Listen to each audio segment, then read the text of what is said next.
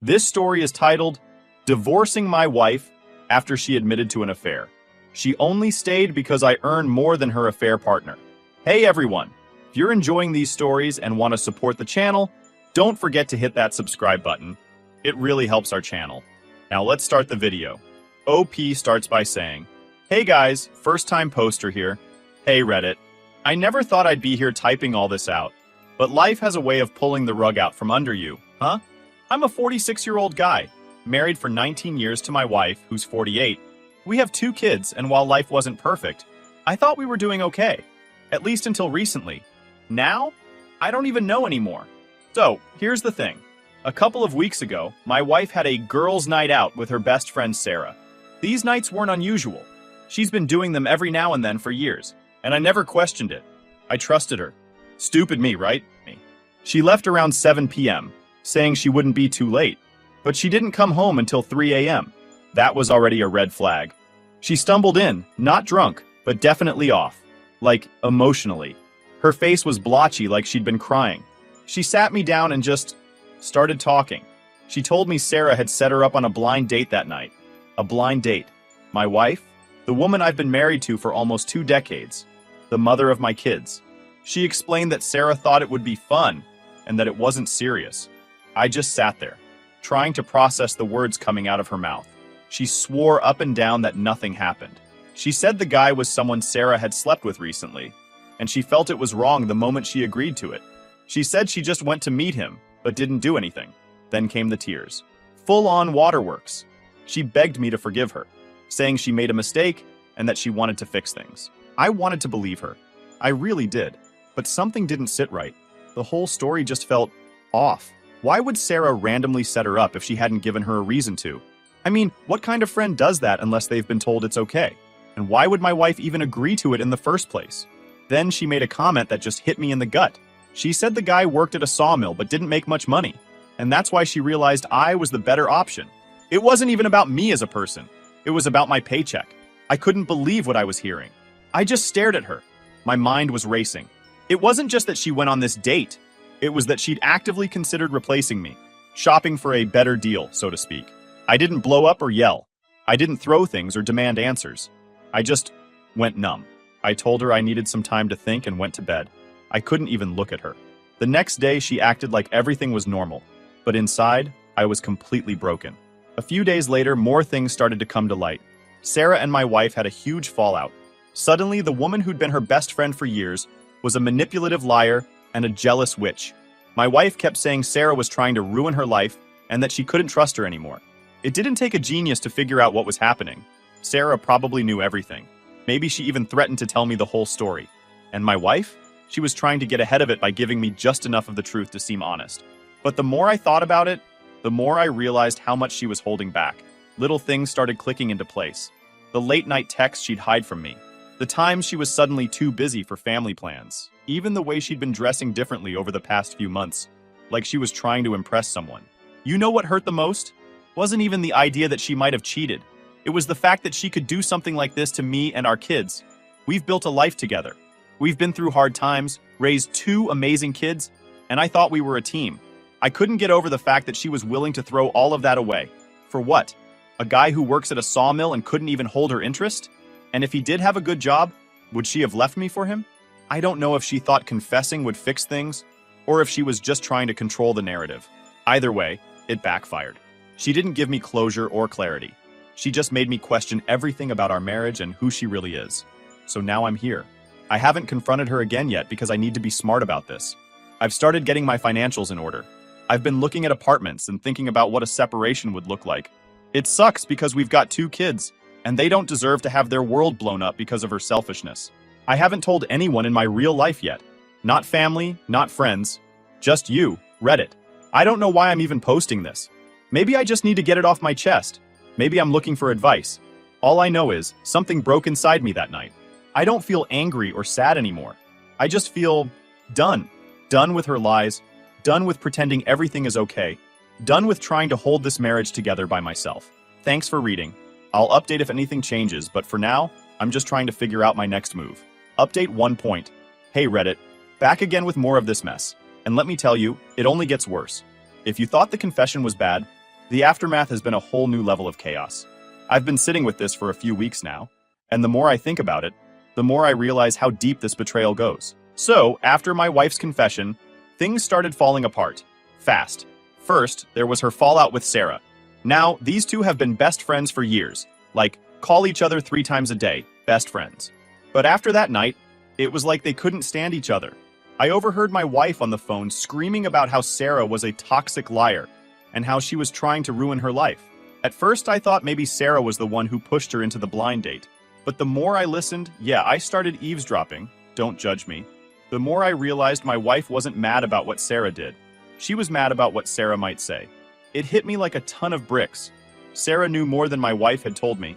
Maybe she even knew the whole truth. I debated reaching out to Sarah myself, but I stopped short. Would she even tell me the truth?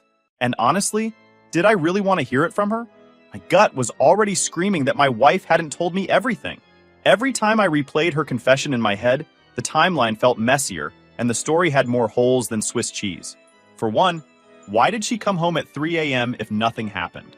You're telling me she went out to meet this guy, realized it was a bad idea, and then what?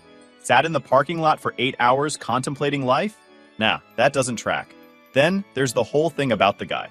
She told me he worked at a sawmill, but how did she even know that? Did she just ask him over drinks?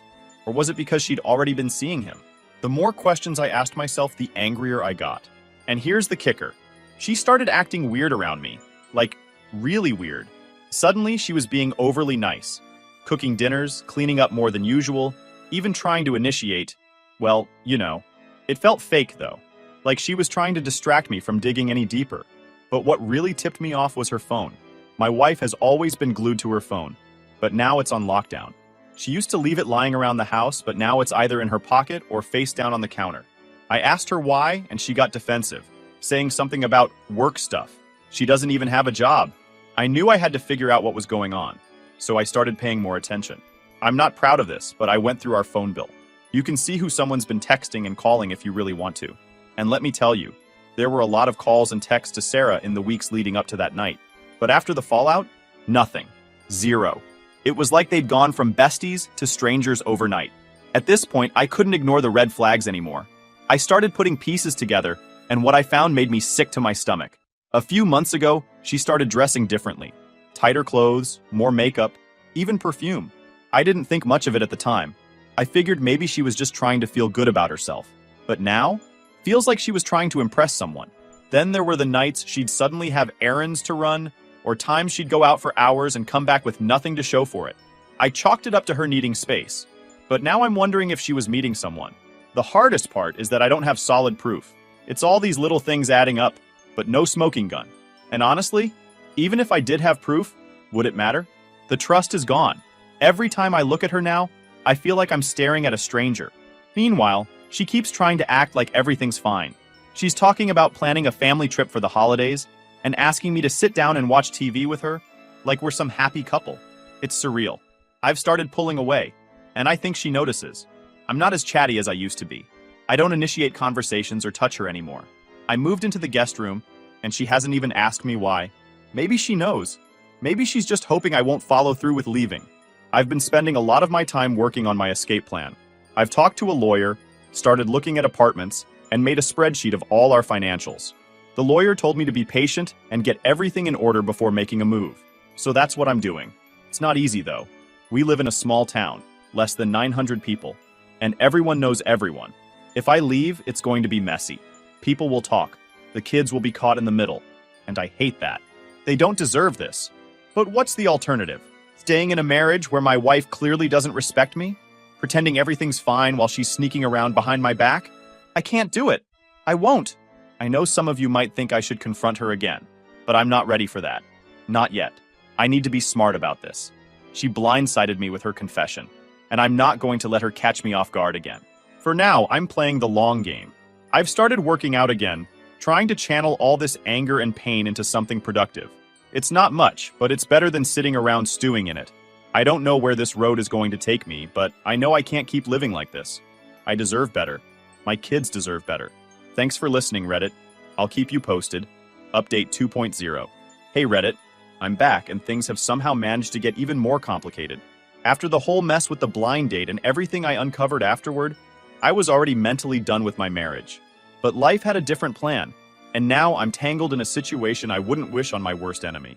A couple of weeks ago, my wife got hit with some rough medical news. She's been dealing with asthma-like symptoms for a while now, but I didn't think much of it because she's always had health issues. Turns out it's not just asthma.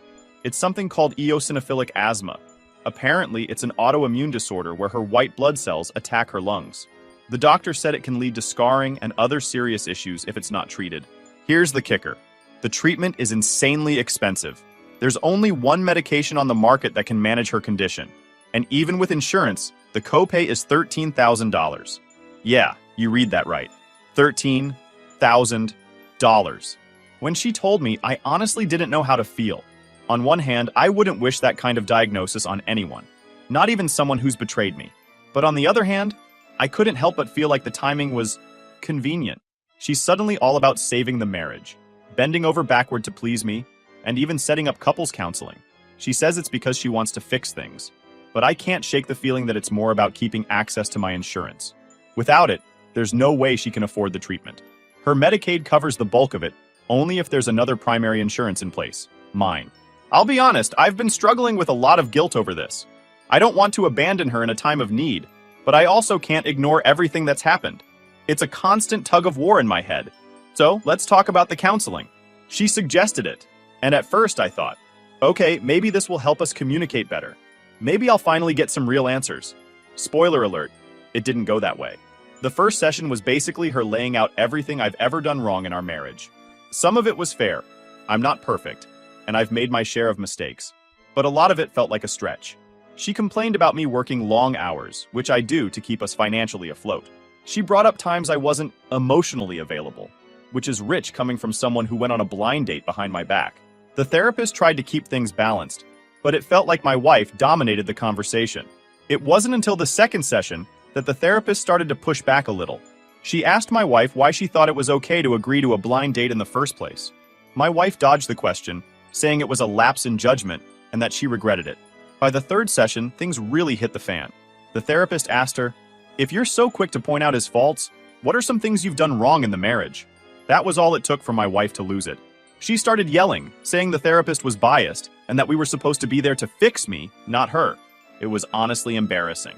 She stormed out of the office, leaving me and the therapist sitting there in awkward silence. After a few minutes, the therapist told me, "I don't think this marriage can be salvaged." That hit me hard. I admitted to the therapist that my wife had been unfaithful, and she wasn't surprised. She said it explained a lot of the resentment my wife seemed to harbor toward me. She offered to continue working with me individually, and I told her I'd think about it. On the drive home, my wife went on a rant about how the therapist was a quack, and how we didn't need counseling anyway. I didn't say much. I was too drained to argue. At this point, I've been on autopilot at home. I moved into the guest room shortly after that, and we barely speak to each other, unless it's about the kids or something practical. Speaking of the kids, they've started to pick up on the tension. My youngest asked me the other day why I don't hug mom anymore. That one gutted me. I didn't know how to explain that the person they see as their loving mother is also the person who shattered my trust. The weirdest part of all this is how paranoid my wife has become. She's constantly asking where I am, who I'm talking to, and what I'm thinking.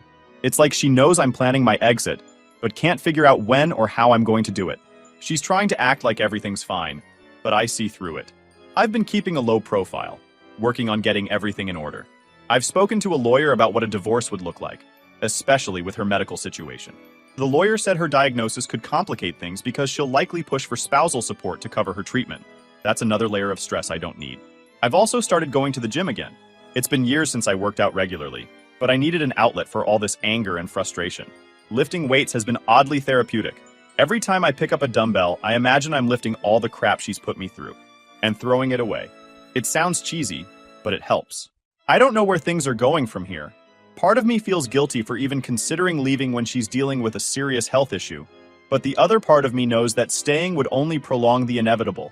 Thanks for listening, Reddit. Writing all this out has been weirdly cathartic. I'll update again if there's any major news, but for now, I'm just taking things one day at a time. Update 3. Hey Reddit, I wish I could say things have calmed down since my last post, but that'd be a lie. The situation hit a new level of insanity this week, and I'm still trying to wrap my head around it. If you followed my previous posts, you know about the confession, the counseling, and the health diagnosis. What I didn't expect was to get confirmation of her infidelity in the most public and humiliating way possible. It all started at the local grocery store. Now, I live in a small town with fewer than 900 people. Everyone knows everyone, and rumors spread faster than wildfire. I was running errands, minding my business, when I noticed my wife at the other end of the aisle. I almost turned and left because I wasn't in the mood for small talk or forced smiles, but then I saw him. At first, I didn't put two and two together. He was just some random guy walking toward her. But as I got closer, something about the way he approached her felt off. He wasn't just saying hi. He had this confident, almost cocky demeanor, like he knew her well, too well. I stayed back, pretending to browse the shelves while keeping them in my peripheral vision. My heart was pounding, but I didn't want to jump to conclusions. Then I heard him ask, "So, when can I see you again?" Are you kidding me? He was asking my wife out right there in the middle of the cereal aisle. She looked panicked. She glanced around, probably hoping I wasn't there to witness this train wreck. She told him no, but her tone wasn't exactly firm. It was more like she was trying to let him down gently, which pissed me off even more. I couldn't stay quiet. I walked up to them and asked, loud enough for anyone nearby to hear, "Is this the guy from your girls' night out?" The look on her face was pure terror. She stammered something about it not being what I thought, but the guy? He just froze. He looked me up and down, probably sizing me up, and then asked, "What's it to you?" Big mistake. Now, I'm not a violent person, but I'm not small either.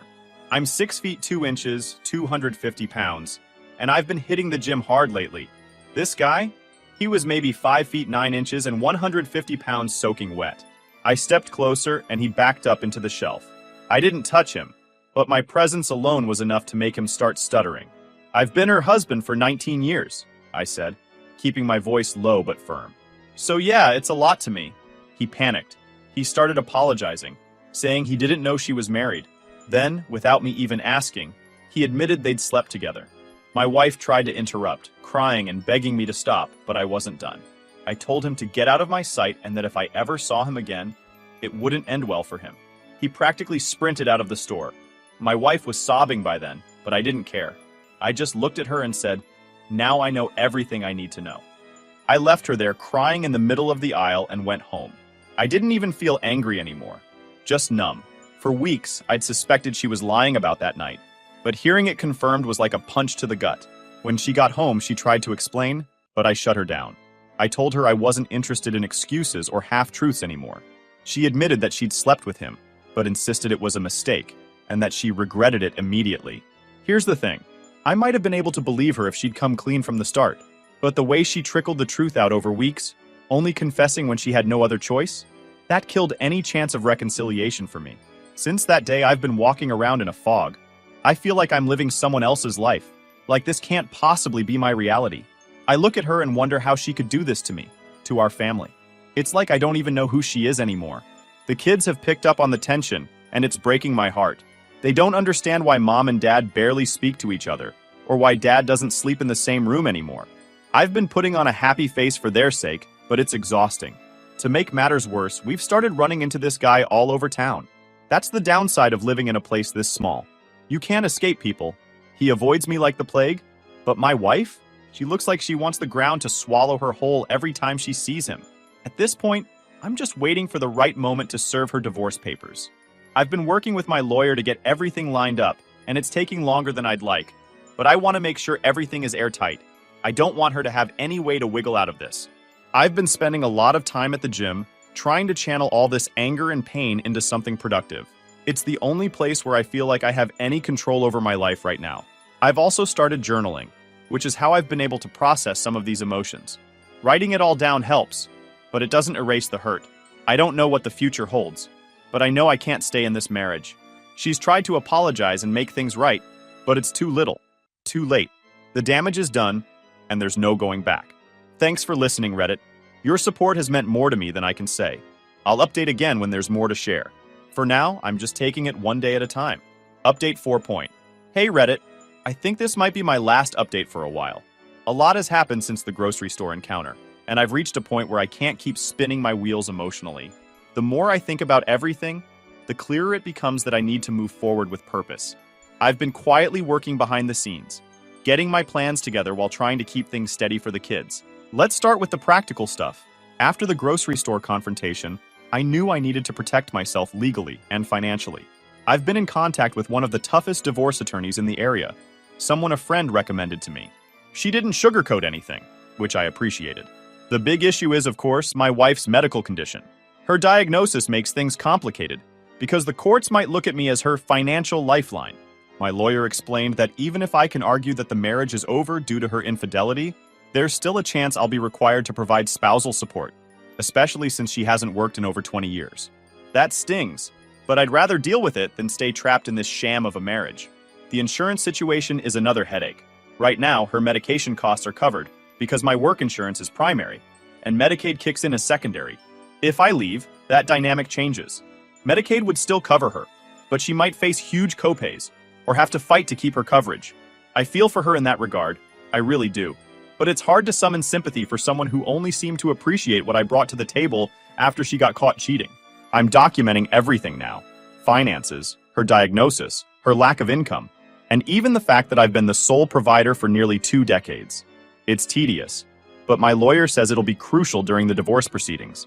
I've also started looking into the best way to split custody of the kids while minimizing the emotional toll on them. Speaking of the kids, they've been my main focus through all of this.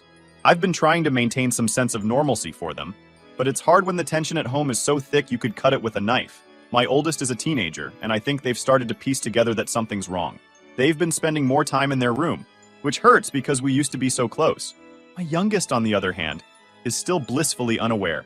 They asked me the other day if we could all go out to eat as a family like we used to. That one broke me a little. I made up an excuse about being too busy with work.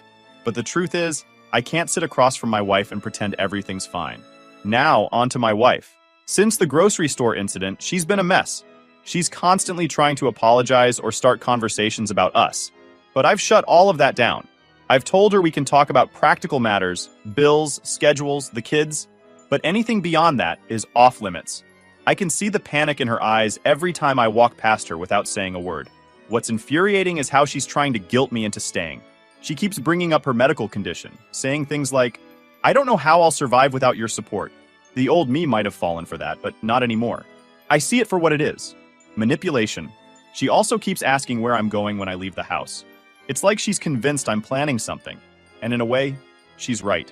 I am planning something. I'm planning to leave. But I've been careful not to let her catch on. The last thing I need is for her to try and sabotage my exit. I've started moving things out little by little. Just small stuff for now. Important documents, personal items, things she wouldn't notice right away. I rented a small storage unit a few towns over where I'm keeping everything. Once I've got the bigger pieces in place, a place to live, finalized custody plans, etc., I'll make my move. In the meantime, I've been focusing on myself. The gym has become my sanctuary. Every time I lift a weight or run on the treadmill, it feels like I'm shedding a piece of the anger and resentment I've been carrying. I've also started journaling regularly. Writing everything down helps me organize my thoughts and process my emotions without spiraling. I'll admit, there's still a part of me that feels conflicted. Not about leaving, I'm 100% certain that's the right choice, but about how to do it in a way that's best for the kids. They didn't ask for any of this, and I hate that they're going to be caught in the middle. My lawyer says it's crucial to emphasize their well-being during the divorce proceedings, so that's what I'm focused on. One thing that's helped is finding a support group online. It's not the same as having someone in real life to talk to, but it's comforting to know I'm not alone in this. A lot of people in the group have been through similar situations, and their advice has been invaluable. Looking back, it's wild to think how much has changed in just a few months. I went from thinking I had a stable, loving marriage to realizing it was built on lies. But as painful as it's been, I've also learned a lot about myself. I've learned that I'm stronger than I thought, that I deserve better, and that it's never too late to start over. I don't know what the future holds, but I do know this. I'm done living for someone who doesn't value me. My kids deserve a dad who's happy and whole, not one who's stuck in a toxic situation. And I deserve a chance to rebuild my life on my terms. Thanks for sticking with me through this journey, Reddit. Writing all of this out has been a lifeline, and I truly appreciate everyone who's taken the time to comment or offer advice. I'll update again when the dust has settled. But for now, I'm focused on moving forward, one step at a time, Take care, and wish me luck. Final update. Hey Reddit, this will be my final update. A lot has happened since my last post, and I'm finally on the other side of everything. It's been a long, draining process, but I can finally say the divorce is final and I've moved out. First off, thank you to everyone who has followed along and offered advice, support, or just an ear to vent to. Writing these posts has been cathartic, and your responses helped me feel less alone during some of the darkest days of my life. Let me walk you through how everything went down, step by step. After the grocery store confrontation and months of silently planning, I filed for divorce. My lawyer advised me to stay calm and strategic, so I made sure I had all my documents in order: finances, proof of infidelity, and anything that could strengthen my case. The filing itself was straightforward, but serving the papers was intense. I waited until I knew she'd be home and then had her served in person. She was shocked. I think she really believed I'd never go through with it, especially after everything with her medical condition. Her initial reaction was to cry, big, dramatic tears about how she was sorry and couldn't survive without me. But when she realized I wasn't budging, she got angry. She accused me of abandoning her and the kids, which was laughable considering I was the one who kept everything afloat for 19 years. From there, things got messy. She contested the divorce at first, claiming she deserved spousal support and full custody of the kids. The spousal support argument was expected, given her health and lack of income, but the custody claim blindsided me. She's never been the primary caregiver. I've always been the one working overtime to make sure we had everything we needed. My lawyer was a rock star through all of this. She made it clear that I wasn't going to be bullied into an unfair settlement. In the end, we agreed to joint custody, with the kids splitting their time between us. I also agreed to pay spousal support for a limited period, enough to give her time to adjust to life on her own. Once the divorce was finalized, I started packing up my things. I'd already been quietly moving smaller items into a storage unit, but now it was time for the big stuff. It was surreal walking through the house we'd lived in for almost 2 decades, knowing I was leaving it behind. I found a small apartment in a nearby town, just far enough away to get some breathing room, but close enough to be there for the kids. It's not much, but it's mine, and that's what matters. The first night I spent there was a mix of emotions: relief, sadness, and a strange sense of freedom. I won't lie, moving out was harder than I expected, not because of her, but because of the memories. Every room in that house held a piece of my life: birthday parties, family dinners, Christmas mornings. It's tough to let go of that, even when you know it's for the best. If there's one thing I've learned through this process, it's that kids are incredibly resilient. I sat them down after the divorce was finalized and explained everything in age-appropriate terms. I made it clear that none of this was their fault, and that both their mom and I loved them very much. The transition hasn't been easy, especially for my youngest. They've asked a lot of questions: why I don't live at home anymore, why mom cries so much, but I've tried to answer them as honestly as I can without dragging them into the drama. My oldest has been more understanding. I think they saw the cracks in our marriage long before I did. They've been my rock through this, even offering to help me move into my new place. We've settled into a routine now. The kids spend weekdays with their mom and weekends with me. It's not perfect, but it works for now. My goal is to make the most of the time I have with them, whether it's playing video games, cooking dinner together, or just talking about their day. As for her, she's still a mess. The reality of the divorce seems to have hit her hard. She's been texting me constantly, alternating between apologizing and accusing me of ruining her life. I've kept my responses short and focused only on matters related to the kids or finances. She's also been struggling with her health, which complicates things. Part of me feels guilty about leaving her in such a vulnerable position, but then I remember everything she put me through. I didn't end our marriage. She did, the moment she decided to betray my trust. She started seeing a therapist, which I think is a step in the right direction. I hope she can find some peace, not for my sake, but for the kids. They need a stable mom, and I'm rooting for her to become that. If you're reading this and going through something similar, my advice is simple. Trust your instincts, seek help when you need it, and don't be afraid to walk away from something that's hurting you. It's not easy, but it's worth it. Thanks for sticking with me, Reddit. This community has been a lifeline, and I'll always be grateful for that. Take care of yourselves, and remember, it's never too late to start over.